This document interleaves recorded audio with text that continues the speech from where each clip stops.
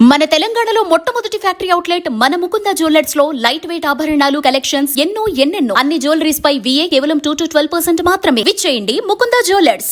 America శ్వేతసౌధం సమీపంలో జరిగిన కాల్పుల ఘటన నేపథ్యంలో అధ్యక్షుడు డొనాల్డ్ ట్రంప్ కీలక నిర్ణయం తీసుకున్నారు. థర్డ్ వరల్డ్ కంట్రీస్ గా పేర్కొనే పేద అభివృద్ధి చెందని దేశాల నుంచి అగ్రరాజ్యానికి వలసలను శాశ్వతంగా నిలిపివేయనున్నట్లు ట్రంప్ ప్రకటించారు. వీటిపై ఇప్పటికే అధికారులు కసరత్తు ప్రారంభించినట్లు చెప్పారు. అంతేకాదు అమెరికాలో వలసదారులకు లభించే అన్ని రకాల ప్రభుత్వ సబ్సిడీలు, ఫెడరల్ బెనిఫిట్స్ ను కూడా నిలిపివేస్తున్నట్లు ట్రంప్ వెల్లడించారు.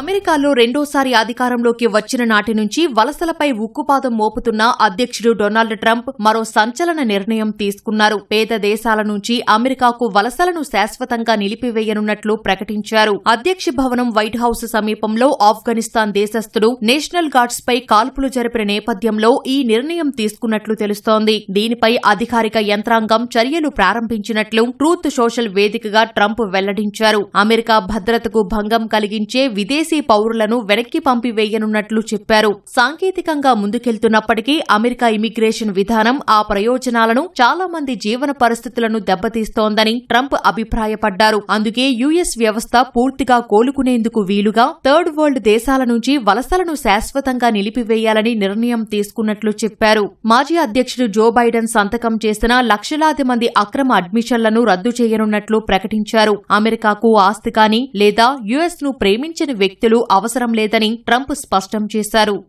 ఆందోళనకరమైన దేశంగా పరిగణించే ప్రాంతాల నుంచి వచ్చిన వారికి జారీ చేసిన గ్రీన్ కార్డులను పునఃపరిశీలిస్తామని ట్రంప్ పరిపాలనా యంత్రాంగం తెలిపింది. అటు వలసదారులకు లభించే ప్రభుత్వ ప్రయోజనాలను రద్దు చేస్తున్నట్లు ట్రంప్ వెల్లడించారు. అమెరికాయేతర పౌరులందరికీ ఇచ్చే ఫెడరల్ ప్రయోజనాలు, సబ్సిడీలను నిలిపివేస్తున్నట్లు చెప్పారు. అమెరికా ప్రశాంతతకు భంగం కలిగించే, దేశ భద్రతకు ముప్పుగా మారేవారిని బహిష్కరిస్తామని తేల్చి చెప్పారు. తిరోగమన వలస విధానంతోనే ఈ లక్ష్యాలను సాధించగలమని ట్రంప్ అభిప్రాయపడ్డారు.